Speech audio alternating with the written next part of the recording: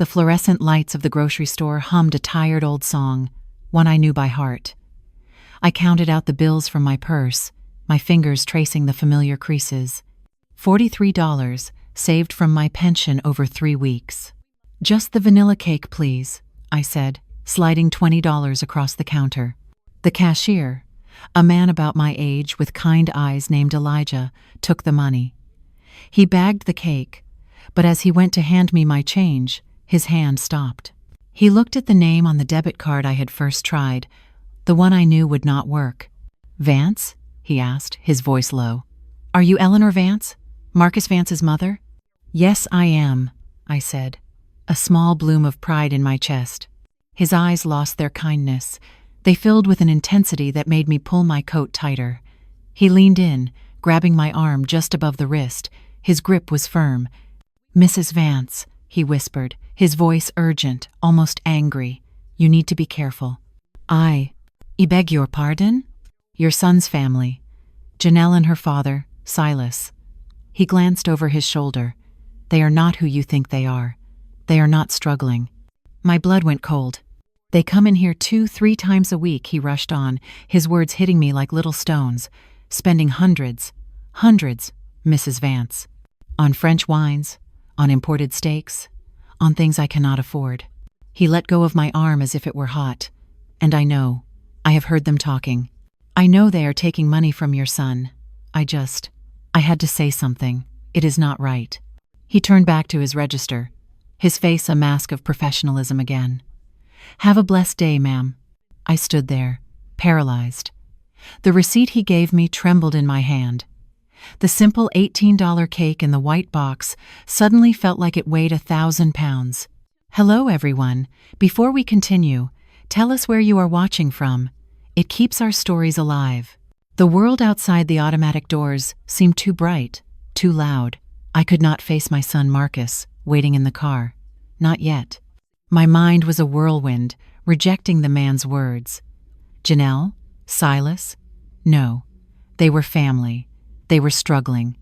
Marcus was just helping. That is what good families do. But Elijah's eyes, the anger in them. It was not gossip.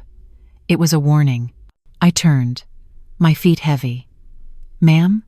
Elijah called. I think I forgot the candles," I lied, my voice sounding thin and strange to my own ears. I did not go back toward the candle aisle. I walked past the registers, past the carts, and pushed open the heavy side door that led to the delivery alley. The smell of sour milk and damp cardboard hit me, but I welcomed it. It felt real. I needed air. My heart was pounding so hard I could feel the pulse in my throat. I saw them, a row of large green dumpsters lined up against the brick wall. They were just far enough from the main parking lot to offer cover, but close enough to see the store's entrance. I slipped behind the largest one, the metal cold against my back. I felt foolish, like a spy in some television show, a 67-year-old widow, hiding behind the trash. But I had to know. I am Eleanor Vance. I have lived my whole life in this part of Atlanta. I raised my son, Marcus, on my own after my husband passed, working 2 jobs to make sure he never wanted for anything. Now, I live on a small pension that barely covers the necessities. I count my dollars. I make do. My greatest joy is seeing Marcus happy, seeing him build his own family. But that cashier's words had planted a seed of doubt. A dark, ugly seed. I told myself it was a misunderstanding, that Elijah must have them confused with someone else. But if what he said was true, if they were lying, I gripped the strap of my purse, my knuckles white. I would wait. I would watch. If what I had just heard was true, I would soon know it with my own eyes. I stayed perfectly still behind that dumpster, the smell of garbage stinging my nose. I felt a deep shame, but the need to know was stronger. My mind flashed back to just that morning, in the quiet of my own small apartment. The sun had just started to stream through the blinds, catching the dust motes dancing in the air. I sat at my little kitchen table with my coin jar. I had emptied it, my savings from 3 weeks of scrimping, $43.16. I had set aside the $20 for the cake, then carefully calculated the rest, $23. That was for my blood pressure medication and my bus fare for the next week. It was a familiar, painful arithmetic. I thought of my son, Marcus. He was a good man, the best of his father. He worked so hard at his office job, always trying to get ahead, always trying to do the right thing. Sometimes, I worried his heart was too soft for this world. He had been so happy when he met Janelle 3 years ago. I tried to be happy for him, I truly did. But from the very beginning, there was something about her, a coolness I could not quite place. It was not anything I could put my finger on, just a distance in her eyes, even when she was smiling. Her father, Silas, was the opposite. He was all smiles and handshakes, calling me Mama E from the day they met. He was cordial, yes, but his conversations always circled back to the same thing. Money. Times are just so tight, Mama E, he would say, shaking his head with a practiced sigh. These medical bills for my back are just eating us alive. Then Janelle would call Marcus, her voice full of tears. The rent was late. The car broke down. Silas's medication costs went up again. And Marcus, my good, kind-hearted son, would work extra shifts. He would put off buying the new tires he needed. He would send them the money. They are family, Mom, he would tell me, his voice weary but firm. It is what we do. We help family. I had even chipped in myself, more times than I could count. $50 here, $100 there from my emergency fund, money I had saved in case I fell ill. I could not bear the thought of them suffering, of my son carrying that burden alone. A car door slammed in the parking lot, snapping me back to the present. I had been hiding for barely 2 minutes, my knees already starting to ache on the hard pavement.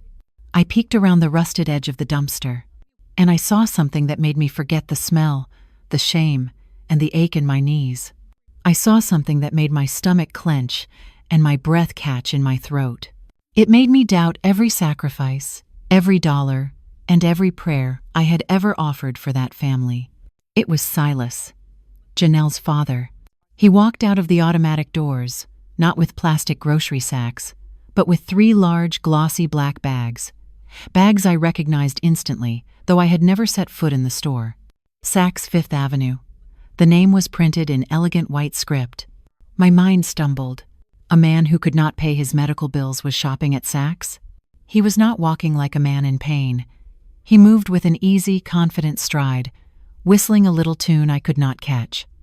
He clicked a key fob. A brand new, gleaming black Buick sedan chirped in response. It was parked just 3 spots down from where I was hiding.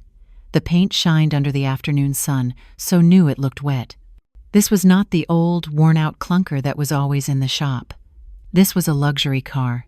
I watched, frozen, as he opened the trunk. He did not toss the bags in.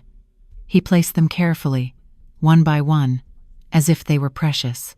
Then he pulled out a new-looking smartphone and leaned against the bumper, dialing a number.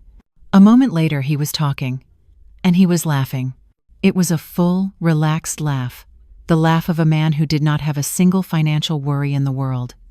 He threw his head back, his gold watch glinting in the sunday. A gold watch.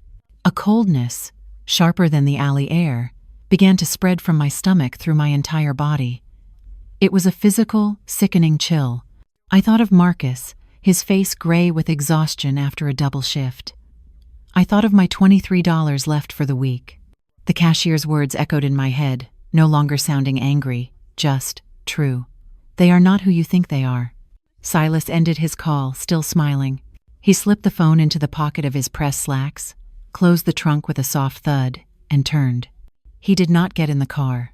He started walking back toward the grocery store entrance, his keys jingling in his hand. As he walked, his head was on a swivel. He scanned the parking lot, his eyes lingering on the corners, his easy smile replaced by a tight, cautious expression. He was checking to see if anyone had been watching. My heart hammered against my ribs. He was going back inside. And he was suspicious. I waited until Silas disappeared back inside the grocery store. My legs were shaking so badly I had to lean against the brick for a moment.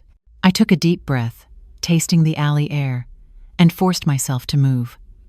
I walked out of the alley, back onto the clean sidewalk, and went to the front of the store. I saw Marcus waiting in his car, a reliable 5-year-old sedan. He smiled when he saw me, and a wave of guilt washed over me. "Sorry, baby," I said, sliding into the passenger seat. I held up the cake as proof. The line was just terribly long. "No problem, Mom," he said, putting the car in gear. "I am just glad you are here. They are excited to see you." My stomach turned. Yes, I am. Excited to see them, too. We drove out of the parking lot, passing the spot where the gleaming black Buick had been. It was empty now. Silas must have used the store's other exit. We drove for 20 minutes, leaving the city sounds behind for the quiet, tree-lined streets of a nice Atlanta suburb. The houses were large, set back on green, manicured lawns. "The house looks nice," I said, my voice tight. "They are keeping it up well." "Silas has been working hard on it," Marcus said proudly. "He is handy, you know." He pulled into the driveway of their 2-story home. The facade was a perfect, freshly painted beige. The lawn was edged, the flower beds free of weeds. It looked like a picture from a magazine. We got out. I held the cake, my knuckles white on the cardboard box. Before Marcus could even ring the bell, the front door swung open. Janelle stood there, beaming. The sight of her almost made me drop the cake. She was stunning. She was not just dressed, she was presented. She wore a silk-looking dress, a deep emerald green that shimmered when she moved. It was not a simple house dress. It was something you would wear to a fine restaurant. Her hair was professionally styled, full of highlights, and her makeup was flawless. A cloud of perfume wafted from her, expensive and heavy. Chanel. I knew the smell. My late husband had bought me a tiny bottle once, decades ago, and I had never been able to afford it again.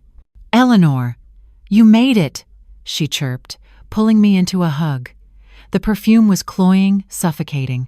"Hello, Janelle," I managed to say, stepping back.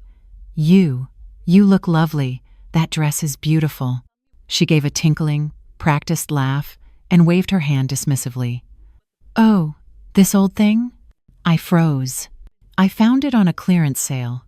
You will not believe the deal," she said, winking at Marcus. "You know me. I just have to take advantage of a bargain." My blood ran cold. It was the lie. The convenient, all-purpose lie. Come in. Dad's just finishing up lunch." She ushered us inside.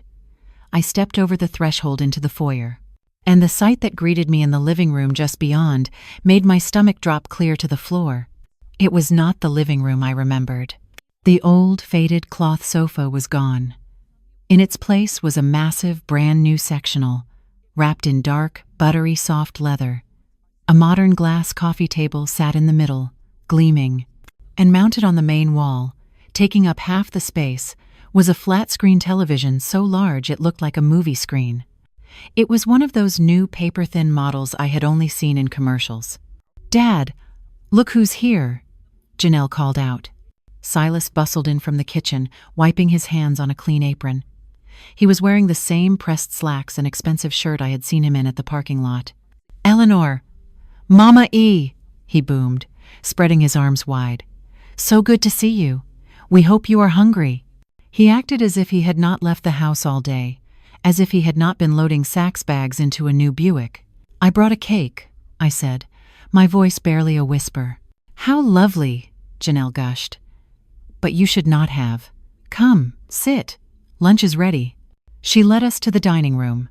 The table was groaning with food. There was a large, roasted cut of beef, a platter of grilled asparagus, bowls of exotic-looking salads with nuts and berries.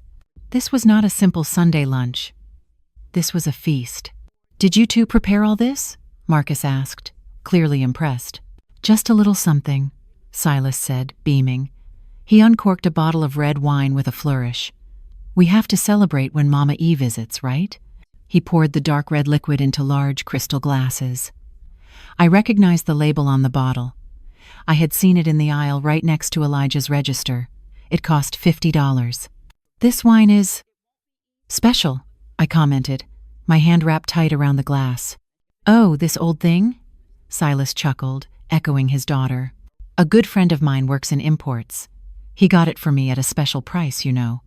We could not normally afford wine like this. A special price, a clearance sale. As I sat there, a new memory surfaced, sharp and clear. It was from the parking lot, just before I had seen Silas. While I was hiding, 2 older women had walked past my dumpster, pushing their carts.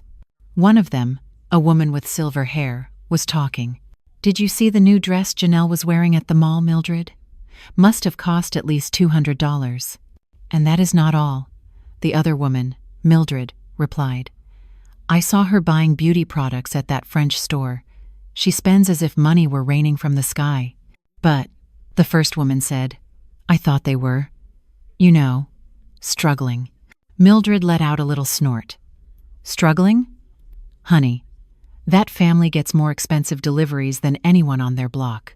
That is not struggling. That is a story." My gaze drifted from the $50 wine to the new leather sofa to Janelle's clearance dress. A story. Every single luxury, every new purchase, every impossible detail, it all had a convenient, perfectly rehearsed explanation. I took a small sip of the expensive wine. It tasted bitter, like ash. I looked at my son Marcus, laughing at a joke Silas told, completely blind to the performance. I felt a cold, hard knot form in my stomach. I was not a guest. I was an audience. And I was, without a doubt, the biggest fool in the world. We were finishing the meal when Janelle clapped her hands together, her new bracelets jangling. "Oh, Eleanor, you must come to our anniversary party next month," she said. "We are going all out. It is going to be catered." Marcus looked surprised. "A catered party? Honey, can we afford that right now?" Janelle waved her hand, the same dismissive gesture from the front door. "Do not you worry your handsome head. Dad's new consulting job is really paying off. He has been working weekends, and the extra income will more than cover it." My blood went cold. A new consulting job? That was not the story Marcus had told me. Marcus had said Silas's hours were cut, that things were difficult, that was why they needed so much help. My son, my poor, trusting son, just nodded.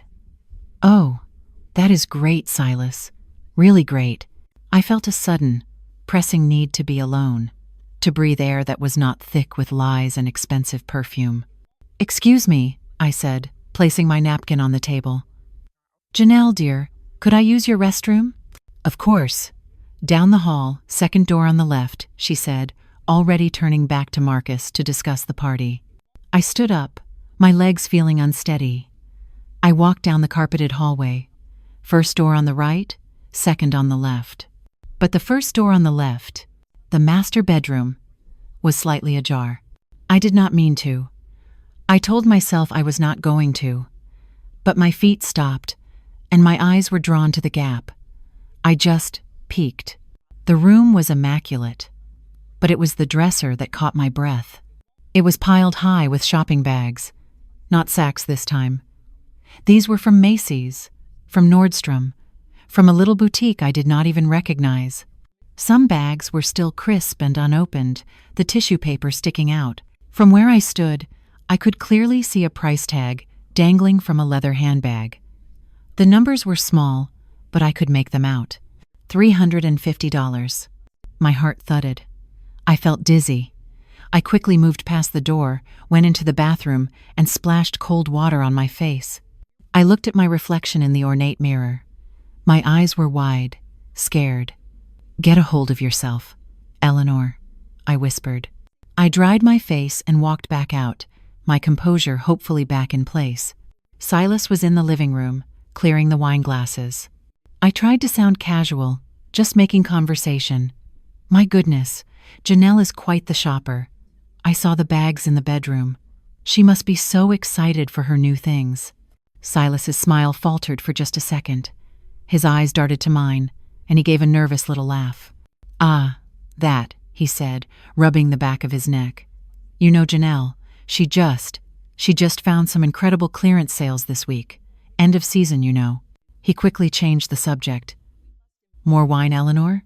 "No, thank you, Silas," I said, my voice flat. "I have had quite enough."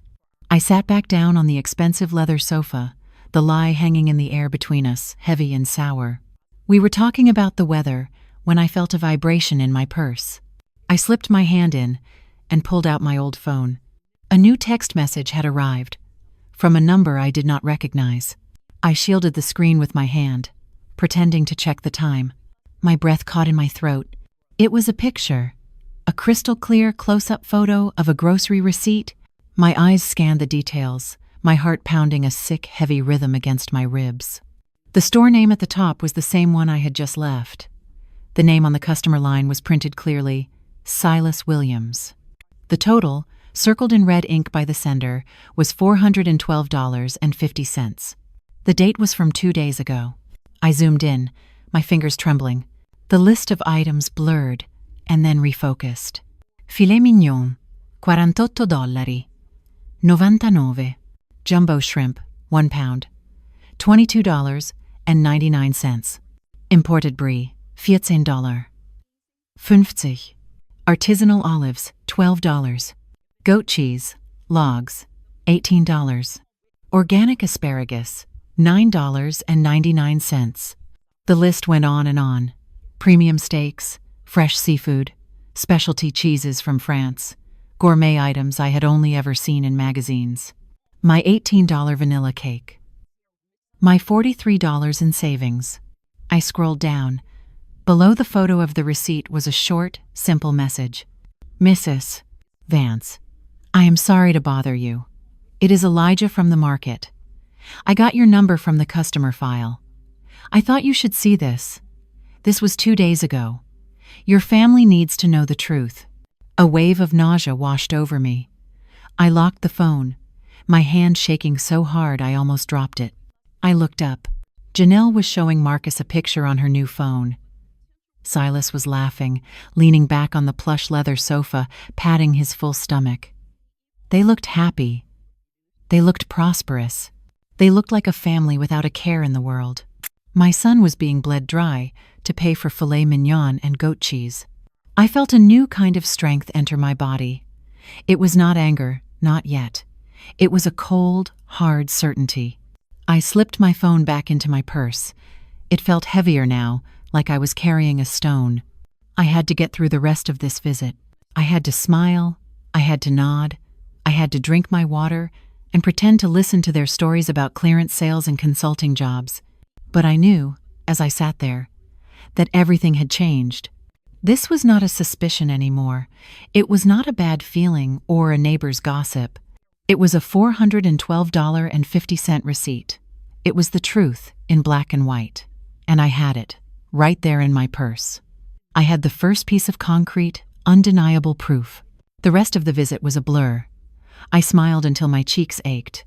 I praised the food, I admired the new curtains, and I listened to false stories of Silas's hard work. The drive home with Marcus was agonizingly quiet. The cake box sat on my lap, unopened. They had been too full for dessert. As we pulled onto our street, Marcus broke the silence. See, Mom? It was a great visit. I am so glad you can finally see what good people they are. His words were a punch to my gut. He was so happy, so relieved that I was getting along with them. He was blind. I had to try. Just a little. They do seem comfortable, Marcus, I said, choosing my words with surgical care. All the new furniture, the large television, Janelle's dress. He sighed, a puff of irritation. I had hit a nerve.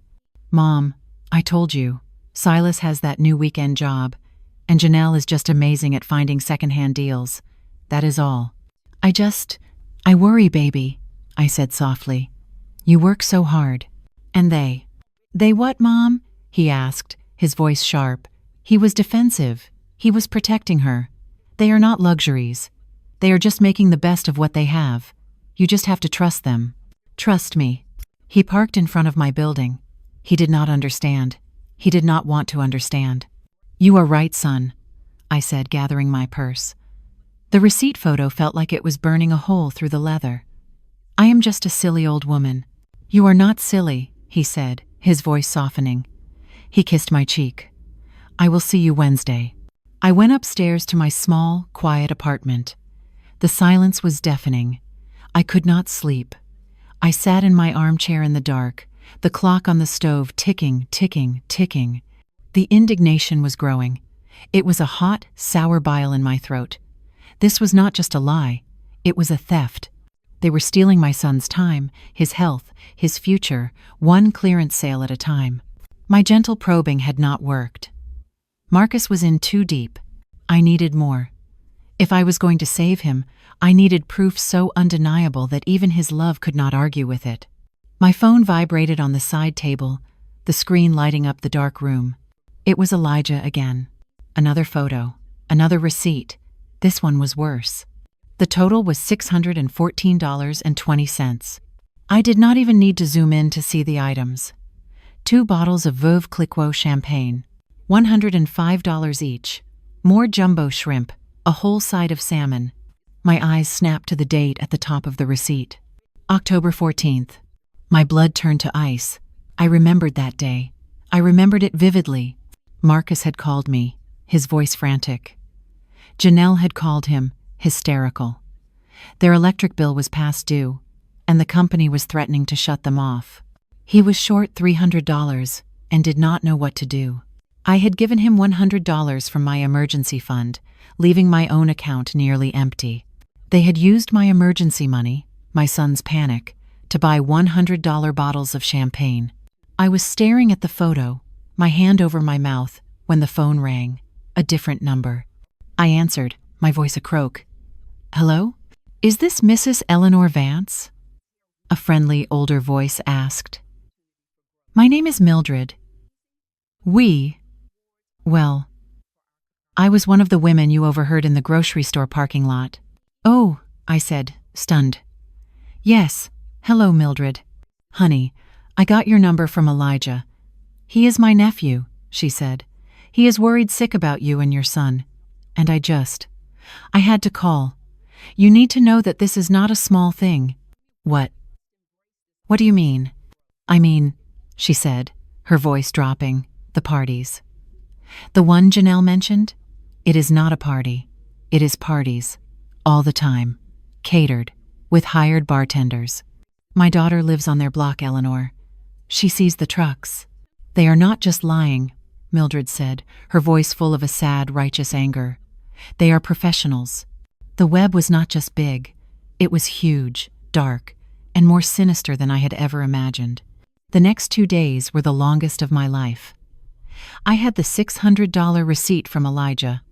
I had Mildred's testimony about the catered parties. I had my own memories of the new Buick, the $350 handbag, and the house full of lies. I had an arsenal, and I was terrified to use it. This was not just about money anymore. This was my son's marriage. This was his life. If I showed him this, I could be destroying him. But if I did not, they would. Wednesday evening came. I heard his key in the lock, a sound that usually brought me comfort, but not tonight. Marcus walked in, and my heart broke. He did not just look tired. He looked ill. His skin was pale and waxy under my apartment lights. There were dark, bruised-looking circles under his eyes. His shoulders slumped, as if he were carrying an immense weight. He smelled like stale coffee and exhaustion. "Baby, you look terrible," I said, rushing to him. Sit down. Are you sick?" "I am just tired, Mom," he mumbled, collapsing into my armchair. He did not even take off his coat. He just sat there, rubbing his temples with trembling fingers. "Tired from what? What is going on at work?" He let out a long, shuddering sigh. "It is not work. Well, it is, but..." He looked up at me, and his eyes were so weary, so full of stress, I almost lost my nerve. "It is Janelle," he said, his voice flat. "She called me Monday night, crying." My blood went cold. "What?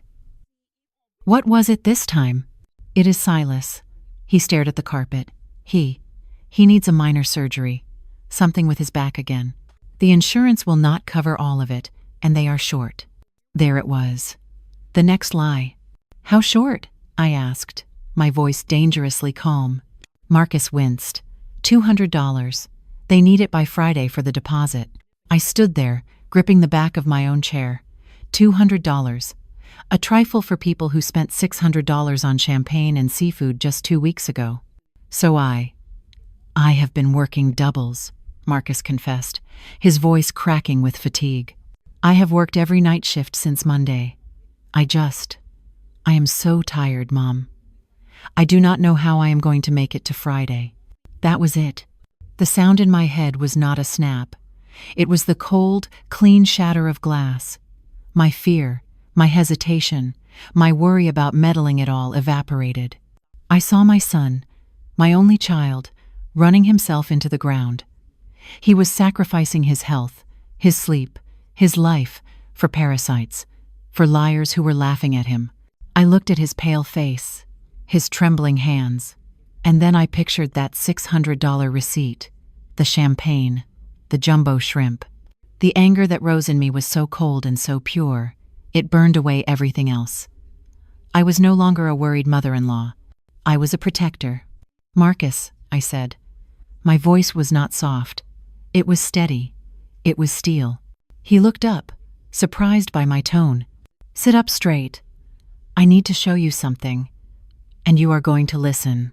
Marcus just stared at me, his exhausted eyes full of confusion. Show me what, Mom? I am so tired. I do not understand what is happening. I know, baby, I said, my voice softening for a moment. I went to my side table and picked up my phone. But you need to wake up. I sat in the chair opposite him. I did not hand him the phone. I held it up for him to see, my hand steady as a rock. This, I said, is a receipt from the grocery store. From 2 days before our visit. He squinted, leaning forward. He saw the total, $412.50. He saw the name, Silas Williams. So? He said, shaking his head. He went grocery shopping. Mom, what does that prove? Look at what he bought, Marcus, I said quietly. Read the items. Filet mignon, jumbo shrimp, imported brie. Does that look like the grocery list of a man who cannot pay his medical bills? His frown deepened. He started to say something, but I swiped to the next picture. And this one, I said, my voice becoming colder, is from October 14th. I held the phone closer. His eyes locked onto the total, $614.20. He saw the words, Veuve Clicquot. I do not get it, he stammered. October 14th, I repeated, very slowly, very clearly. That was a Tuesday, the day you called me from your car, your voice breaking, because Janelle said your power was about to be shut off. I watched the color drain from his face. The day, I continued, pressing the point home like a nail, that I gave you the last $100 I had in my emergency account, leaving myself with nothing. He was silent. He just stared at the picture of the champagne bottles. Maybe he got a gift? He whispered, his voice desperate. A work bonus? Maybe he catered a party for his boss? A bonus? I asked. All right. Then tell me, son, did that bonus also pay for the brand new gleaming black Buick I watched him load Saks Fifth Avenue bags into right before we met you at the house? His head snapped up. What? Did the bonus pay for the $350 leather handbag I saw on Janelle's dresser? Or the new leather sofa? Or the $50 a bottle wine we drank? I leaned forward. Did that bonus pay for the catered parties with hired bartenders that the neighbors see at their house while you are working yourself into sickness to pay for their emergencies? Marcus stopped trying to find explanations. He just sat there, his mouth slightly open. He was no longer just tired. He was shaking. I could see his mind working, finally, furiously. He was replaying the last 3 years, the phone calls, the tears, the constant, desperate need. Son, I said, my voice gentle again. These luxury purchases were made on the same days she called you, crying for basic expenses. I let the silence hang in the air. How many bonuses? I asked. Can one man get? He put his head in his hands, and a sound came out of him, a low, wounded groan that I will never forget. The realization was crashing down on him. Marcus pushed himself out of the chair and began to pace my small living room, his hands raking through his hair. But why? He asked, his voice a raw whisper. Why would they do this? Why would Janelle? Why would she lie to me like this? Because it worked, baby, I said, my heart aching with every step he took. Because you are a good man. You are a trusting man. And you never once asked for proof. He stopped pacing. He looked at me, his eyes hollowed out by the truth. How much, Mom? He asked, his voice cracking. All of it. The rent, the medical bills. How much money do you think I have given them? I had to be honest. From what you have told me over the last few years, I would guess it has to be at least $5,000, Marcus. The number hung in the air between us, a toxic, heavy thing. $5,000. Months and months of his double shifts, of his exhaustion, of his life. He did not collapse. He did not shout. I watched something in my son change, right there in front of my eyes. The weariness in his shoulders did not leave, but it hardened. The weakness evaporated, replaced by a cold, sharp resolve that chilled me. I need to talk to Sienna, he said. His voice was flat, empty. Marcus, I said, standing up. Are you sure you are ready? Once you open this, there is no closing it. I am sure, he said. He walked to the door, grabbed his coat, and was gone. I did not sleep. I could not. I sat in my armchair in the dark, watching the minutes tick by on the stove clock. 1 a.m., then 2. At 2:15 a.m., my phone rang. It was him. Mom, he said. His voice was completely different. It was dead. You were right, about every last thing. Oh, baby, what happened? I went home, he said, his voice a monotone. But I did not. I did not wake her. I did not confront her. Not at first. You showed me your proof. I needed to find my own. He told me he had let himself into their dark, quiet apartment. Janelle was fast asleep in their bedroom. He went straight to the closet. He said he had never, not once in their marriage, gone through her things. Tucked in the back, behind her winter coats, he found them. Shopping bags, stacks of them. Nordstrom, Macy's, boutique bags I had seen on her dresser. He found new jewelry he had never seen her wear, the price tags still tucked inside the velvet boxes. But that was not it, Mom, he said, his voice breaking. That was not the worst part. He had looked in her designer purse. The one he had saved for 3 months to buy her for their anniversary. Tucked in an inner pocket was a small black notebook. It was a ledger. Mom, he choked out, and I heard a sound like a sob. Answer. A ledger. He told me he had taken it to the kitchen, turned on the single light above the stove, and read it. Every single lie, every fake emergency, every dollar he had ever given them, all neatly documented. March 4th, $250. Car repair, alternator. May 12th, $400. Rent shortfall. October 14th, $300. Electric bill. Final notice. He told me he flipped to the last page. She had tallied it all up, a running total, as if it were a business. In her neat, careful handwriting, the final number was $15,280. And Mom, he whispered, his voice breaking completely. She had a future plans section. No, Marcus. Next month, he read, his voice hollow. Silas Dental Emergency, implants. $1,800. What did you do, son? I whispered into the phone, my hand gripping the receiver so tightly my knuckles ached. I waited, Marcus said, his voice hard as frozen ground. I sat right there at our kitchen table. I had that black notebook open, and I waited for her to wake up. He told me she finally came out of the bedroom around 2:30, pulling her expensive silk robe tight. Her hair was mussed from sleep. Marcus, what on earth are you doing? She had asked, her voice thick and annoyed. It is the middle of the night. You scared me.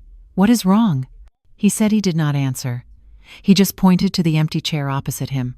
Sit down, Janelle. He told me her eyes followed his hand, and that is when she saw it. The notebook. Her face, Mom, he said. It went as white as a sheet. All the color just fell. What? What is that? She stammered, her hand flying to her throat. My household budget? Marcus, what is wrong with you? How dare you go through my private things? She had lunged for it, he said, tried to snatch it right off the table. But he was faster. He planted his hand flat on the cover. Household budget? He had asked her, his voice deathly quiet. Is that what you call $1,800 for a fake dental emergency? Her mouth fell open. The denial came out, a practiced, reflexive lie. I do not know what you are talking about. That is just brainstorming. We are in trouble. I am just trying to find solutions. You are twisting my words. Am I? He had asked. He let go of the notebook. He picked up his phone. He showed her the first picture, the $412.50 receipt. What trouble was this, Janelle? Deciding between the filet mignon and the jumbo shrimp? He swiped to the next picture. The $600 receipt, the champagne. And was this, he had asked, before or after you called me, hysterical, about the electric bill? He told me. She stared at the phone screen, and in that split second, he watched her mind calculate. He saw her realize that denial was useless. And the strategy changed. The fear in her eyes did not turn to shame. It turned to acid. The sleepiness vanished, replaced by a sudden, venomous rage. You spied on me, she hissed, her voice low and dangerous. You went snooping. You talked to your mater. This has nothing to do with my mother, he had started to say. But she cut him off, her voice rising to a shriek. It has everything to do with her, she screamed. And just like that, the tears of a victim began to stream down her face. That meddling, jealous, bitter old woman. She has always hated me. She has been poisoning you against me from the very day we met. He said. She stood up, her chair scraping loudly on the tile. She was pointing her finger at him, her face twisted in a mask of outrage. She could never stand that you loved me. She wants you all to herself, like a pathetic little mama's boy. And you let her. You let her destroy our marriage. She was blaming me, Marcus told me, his voice on the phone completely numb. I was holding a $15,000 ledger of her lies, and she was screaming at me for listening to my own mother. She was the victim, he said. I was the traitor. And you, Mom, you were the villain. She just kept screaming, Marcus told me, his voice hollow and thin over the phone line. She screamed that I was a traitor, that I had believed my mother over my own wife, that I had broken our vows. He said. He just stood there for a full minute, watching her, letting her shriek in the sterile quiet of their kitchen. He let her exhaust all her fake rage. And then, he said, he finally moved. She did not write this, he had roared.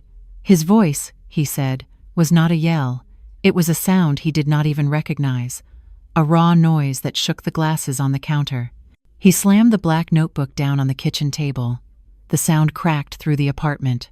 He had flipped it open to the last page, the one with the neat column of numbers, the one with the sickening total and the future plans. My mother did not write $15,280, he yelled, jabbing his finger at the page. She did not write future plans. She did not plan an $1,800 dental emergency. Janelle's mouth snapped shut. He said. Her fake tears stopped as if he had turned off a faucet. Her eyes darted from his face to the open book. You want to talk about family? Marcus said, his voice suddenly dropping to that same, cold, dangerous quiet. Fine. Let us talk about family. He picked up his phone. His thumb moved deliberately. He tapped a name and pressed the speaker button. The phone rang. Once, twice, a third time. A sleepy, gravelly voice answered. Janelle? Baby, what is wrong? It is 3 o'clock in the morning. It is not Janelle Silas, Marcus said. The line went silent. It is Marcus, he continued. I just have one question for you. How is your back? The one that needs that $200 surgery by Friday? Marcus told me he heard a sharp intake of breath on the other end. He heard the rustling of sheets, the sound of Silas sitting up in bed. Son, Marcus. Silas stammered. I do not. We are just in a tight spot, son. You know how it is. Just a tight spot. No, I do not think I do, Marcus said, his voice like ice. Because I am looking at a notebook right now, Silas. A little black ledger. It says $15,000. It says future plans. You want to tell me about the $1,800 dental implants you are planning? Dead silence. Marcus said he waited. He counted the seconds. 10, 20. And then he heard Silas let out a long, slow, shuddering sigh.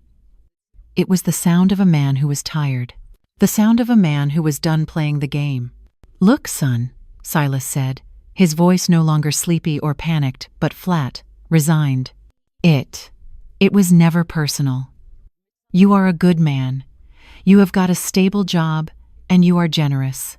It was just business. Business. Marcus told me his blood ran cold.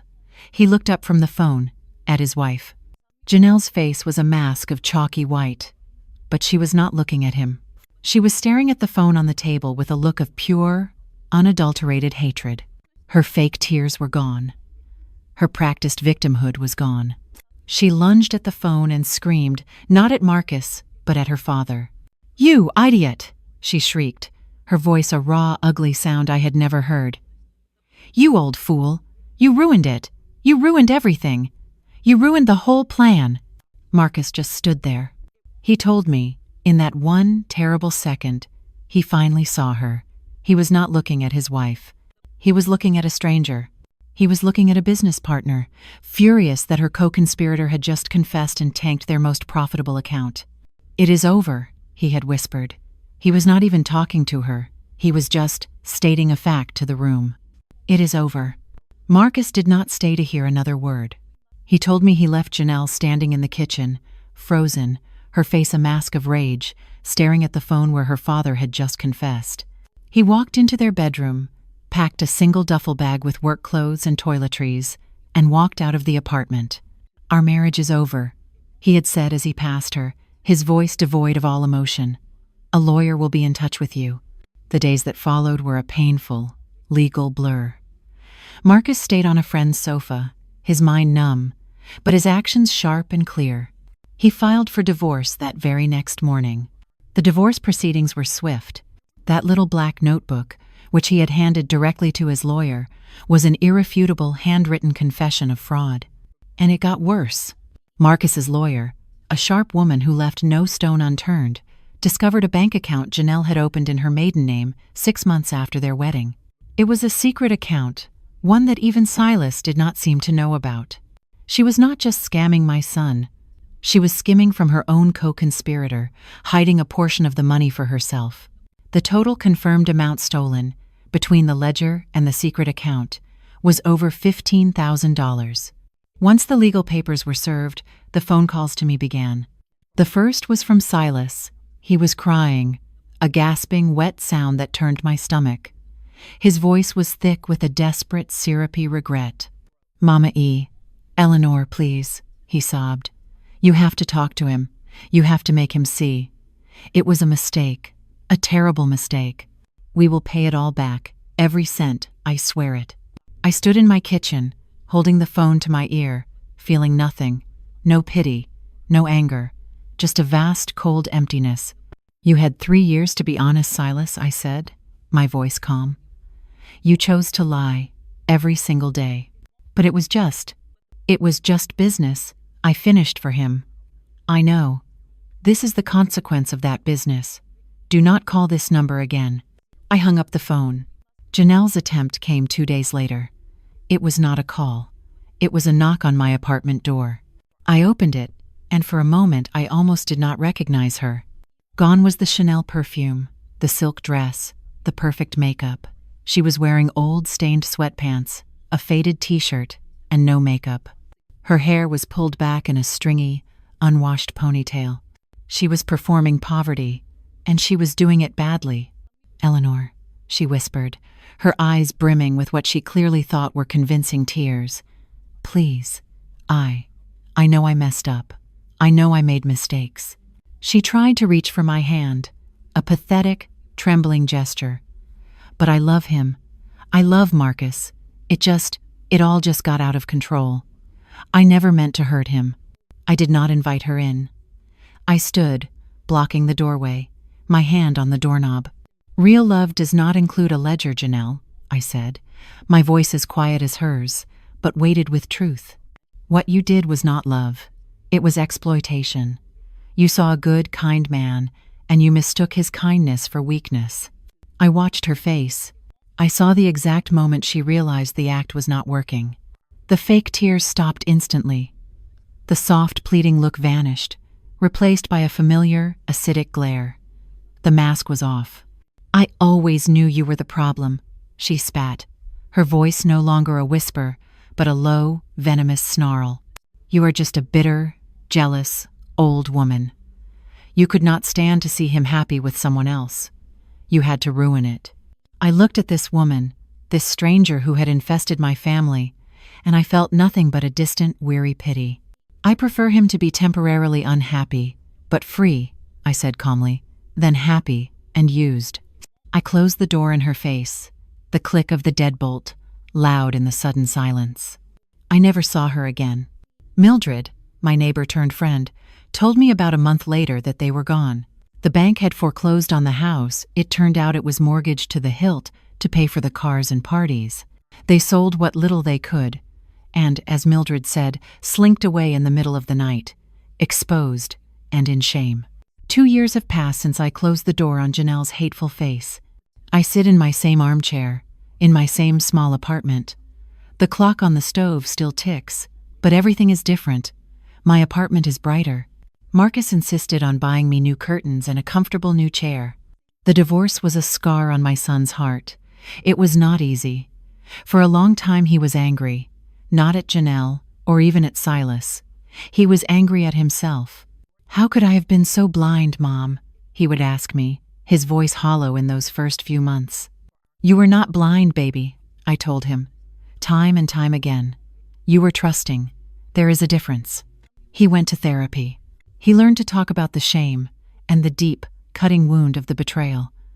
He learned that his generosity was not a weakness, but a strength that parasitic people had tried to drain.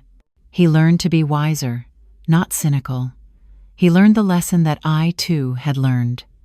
Trust is a gift, and it must be earned, not just given away. With the money he was no longer pouring into Janelle's web of lies, he rebuilt his life. He paid off the debts he had incurred trying to help them. He started a real savings account, one for his future. He is still a good man, the best of his father. But now, his goodness is protected by a shield of wisdom. 6 months ago, he got married again. Her name is Simone. She is a quiet, kind, honest woman he met at his church. She is a second-grade teacher. She wears simple, pretty dresses, and her eyes, when she smiles, are full of a warmth that is real. When she comes to my home, she brings pies that she baked, not expensive store-bought cakes. She holds my hand when she talks to me. She respects Marcus, and she respects me. Last night, they came for Sunday dinner. My apartment was filled with the smell of a real roast, one that we had all chipped in to buy. We sat at my little kitchen table, the 3 of us, and we just talked. The laughter was easy and real. After dinner, as we were having coffee, Simone placed her hand over mine on the table. Her other hand went to her stomach, a small, gentle curve that was just beginning to show. Eleanor, she said, her eyes shining, in a way Janelle's never could. We are expecting our first child. Joy. It was so pure, so bright, I thought my heart would burst. I put my hand over hers, and we both cried, just a little. A grandchild, a new beginning, built on a foundation of truth. Marcus has told me everything, Eleanor, Simone said, her voice soft but firm. He told me what you did, how you saw the truth, and how you had the courage to bring it into the light, even when it was hard. She squeezed my hand. I want our child to know you. I want them to know the story of the grandmother who had the courage to protect our family. I looked across the table at my son. He was watching me, his eyes full of a love and a respect that $15,000 could never buy. He smiled, a real peaceful smile that reached his eyes.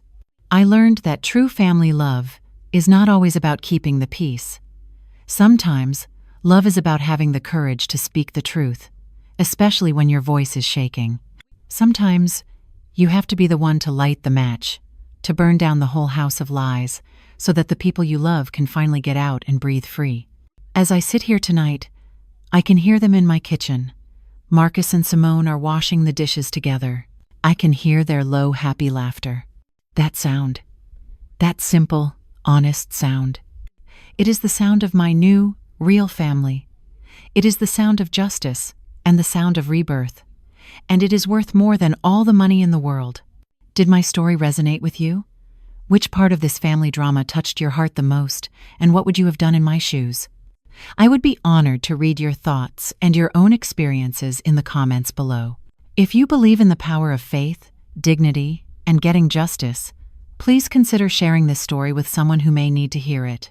And please subscribe to this channel for more life stories just like this one. Thank you so much for listening. I am looking forward to reading your comments.